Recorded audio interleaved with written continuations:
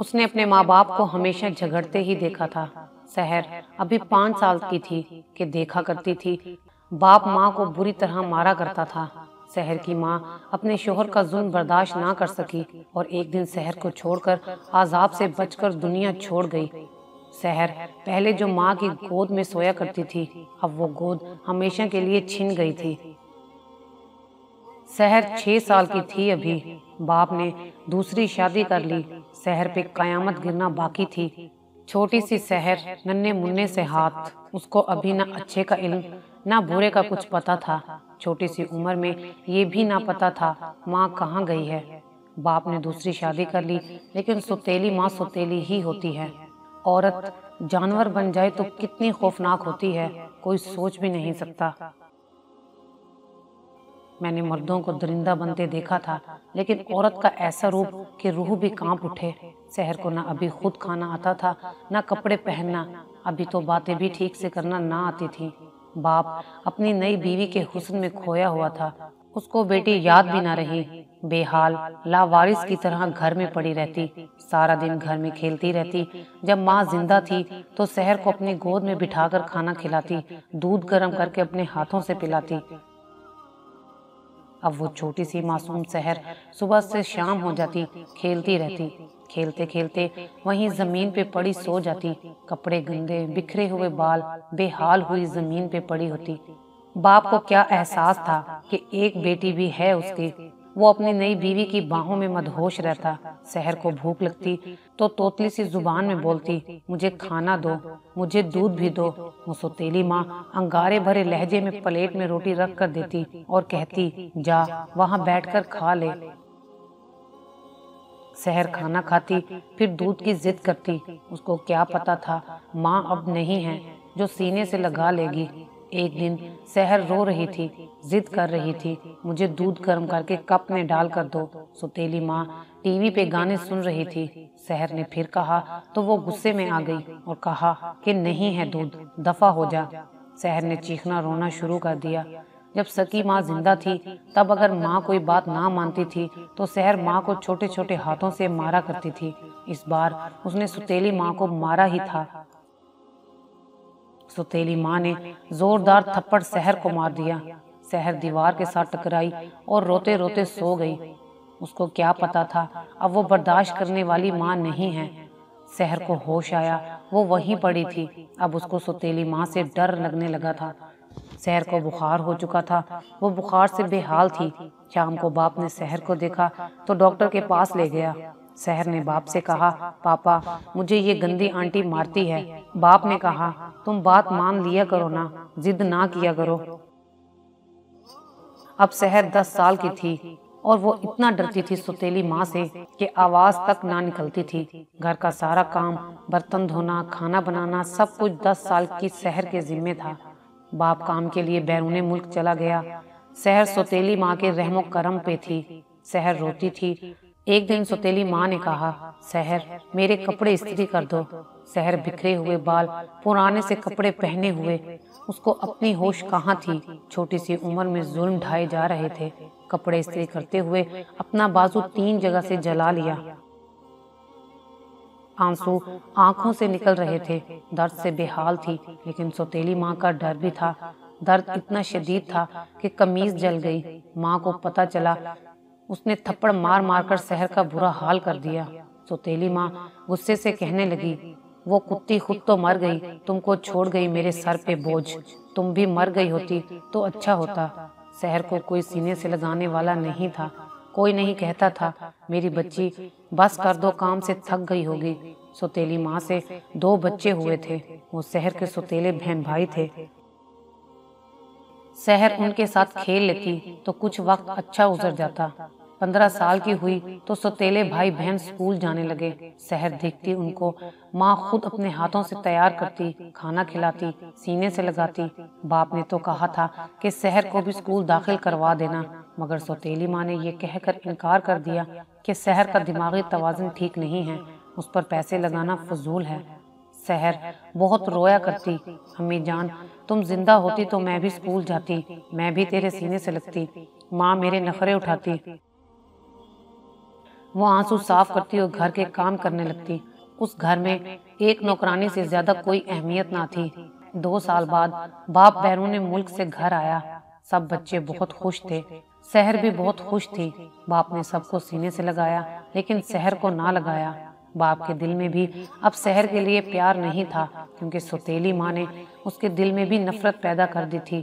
कभी कहती ये भोली है, उसका दिमागी तवाजुन ठीक नहीं है और पता नहीं क्या क्या, जबकि शहर बिल्कुल ठीक थी, समझदार भी थी। शहर ने उस दिन पुराने से कपड़े जो ईद पर पहनती थी बाप की खुशी में पहने थे, लेकिन बाप ने एक नजर मोहब्बत की शहर की तरफ ना देखा। शहर खामोश दीवार के साथ खड़ी थी। बाप अपने दूसरे बच्चों को चूम रहा था। एक बेटी एक बेटा था, सबके लिए कुछ न कुछ लेके आया था।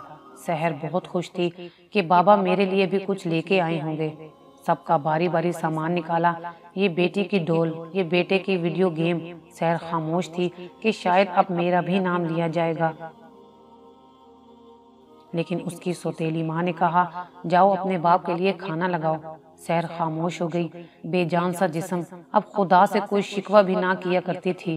शहर माँ की यादों में जिंदा थी।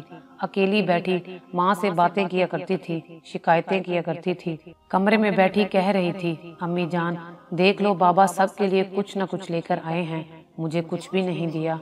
वो माँ की चूड़ियाँ सीने से लगाकर चूम रही थी और सिसकियाँ ले लेकर रो रही थी। दिन गुजरते गए। शहर 22 साल की हो चुकी थी। एक दिन शहर गली में किसी से बातें कर रही थी। माँ ने इल्जाम लगा दिया ये किसी लड़के से बातें करती है। शहर ने कस्में दी, लेकिन वो बदबख्त औरत ना मानी। उसने शहर को बालों से पकड़ा और मारना शुरू किया। शहर चीख चीख कर रो रही थी। मोहल्ला इकट्ठा हो गया। सौतेली माँ ने उसकी इज्जत की धज्जियां उड़ा दी। कहने लगी ये बदचलन है। शहर आज टूट गई थी। मोहल्ले वाले खामोशी से देखते रहे, किसी ने भी शहर का साथ ना दिया। शहर का दिल चाहा कब्रिस्तान जाए और माँ को कब्र से निकाल के पूछे बता मेरा कसूर क्या है, क्यों किया मेरे साथ ऐसा, मुझे पैदा करके मर गई हो, देखो आज मेरी इज्जत भी नीलाम कर दी गई। रोते हुए कहने लगी ऐ अल्लाह मुझे तुमसे कोई बात नहीं करनी, नाराज हूँ तुमसे। जब सब दुश्मन हो जाएं तो अल्लाह से यूं ही गिले शिकवे होते हैं जैसे वो हमारे सामने हो, और हम नाराज होंगे तो वो मना लेगा। एक दिन बैरून मुल्क से एक फोन आया। सौतेली माँ ने फोन उठाया तो बताया गया कि आपके शोहर का एक्सीडेंट हुआ है, कुछ दिन बाद पाकिस्तान वापस आ जाएंगे। सौतेली माँ बैन करके रोने लगी। कुछ दिन बाद बाप घर वापस आ गया। छत पर काम करते हुए नीचे गिर गए थे, इसलिए रीढ़ की हड्डी टूट चुकी थी, बस एक जिंदा लाश थे। अब शहर ने बाप की ऐसी हालत देखी तो वो रोने लगी। बेटी को बाप की फिक्र जरूर होती है। दिन गुजरते गए। घर में भूख का आसेब होने लगा। सौतेली माँ को कुछ न सूझ रहा था। एक दिन उसको एक औरत ने बताया तुम्हारी सौतेली बेटी जवान है, तुमको पैसों की भी जरूरत है। एक खानदान है, उनका बेटा अंधा है, उनसे 2 लाख दिला देती हूँ, अपनी बेटी की शादी उनके अंधे बेटे से कर दो। सौतेली माँ ने सोचा सौदा तो फायदे का है। सौतेली माँ ने लड़के वालों से पैसे लेकर शहर का रिश्ता कर दिया और 10 दिन बाद शादी तय कर दी। शहर ने पूछा लड़का कौन है? सौतेली माँ ने कहा तुम्हारे लिए अच्छा है, बस चुप रहो तुम। शादी के एक दिन पहले शहर को पता चला उसका होने वाला शौहर अंधा है और सौतेली माँ ने उसे बेचा है। वो चीख चीख कर रोने लगी, या अल्लाह मुझ पे जुल्म ना ढा, मैं अब थक चुकी हूँ, या अल्लाह मुझ पे रहम कर, मैं खुदकुशी कर लूंगी। शादी का दिन आ गया। शहर अपनी माँ को याद कर रही थी। बाप चारपाई पे पड़ा था। शहर बाप के पास गई। बाप की तरफ बैठकर बेबसी से देखती रही। कुछ देर में बारात आ गई।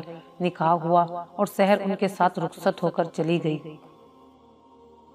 शहर का शौहर नाबीना था, लेकिन बहुत ही अच्छा शख्स था। कुछ दिन बाद दोनों तैयार होकर कहीं जाने लगे तो अचानक शहर के शौहर को हार्ट अटैक हुआ और वो मर गया। शहर जोर जोर से रोने लगी और खुद को बदनसीब कहने लगी। शहर के ससुराल वाले बहुत ही अच्छे लोग थे। उन्होंने उसे चुप करवाया और तसल्ली भी दी, और फिर कुछ दिनों बाद उन्होंने शहर का निकाह अपने दूसरे बेटे जवाद, जो कि बैंक में मैनेजर था, उसके साथ कर दिया। जवाद भी बहुत नेक दिल इंसान था। चूंकि शहर पढ़ी लिखी नहीं थी, लेकिन जिंदगी भर के दर्द सितम ने उसे मैच्योर समझदार बना दिया था। शहर का अब अपना घर था, गाड़ी थी, खुशियां थी, बेहद चाहने वाला शौहर था। एक दिन शहर बाप के घर गई, देखा बाप टूटी हुई चारपाई पर पड़ा है, माँ घर पर नहीं है। घर का बुरा हाल है, बाप हिल न सकता था, निजासत से कपड़े गंदे थे, मक्खियों ने घेरा हुआ था। शहर रोने लगी, बाप का माथा चूमा, कहने लगी, बाबा मैं आपकी मोहब्बत की एक नज़र को तरस गई थी।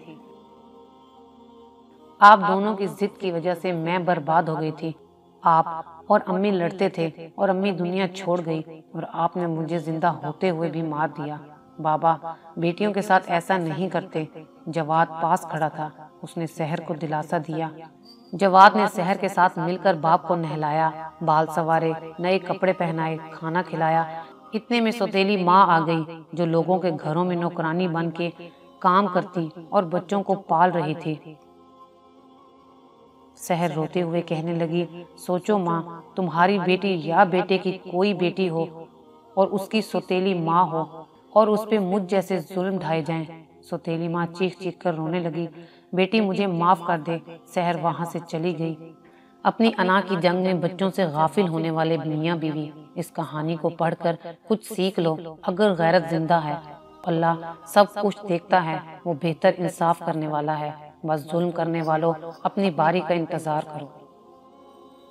अगर आपको हमारी ये वीडियो अच्छी लगी हो तो इसे लाइक करें, शेयर करें और मज़ीद अच्छी अच्छी वीडियोस देखने के लिए हमारा चैनल सब्सक्राइब करें।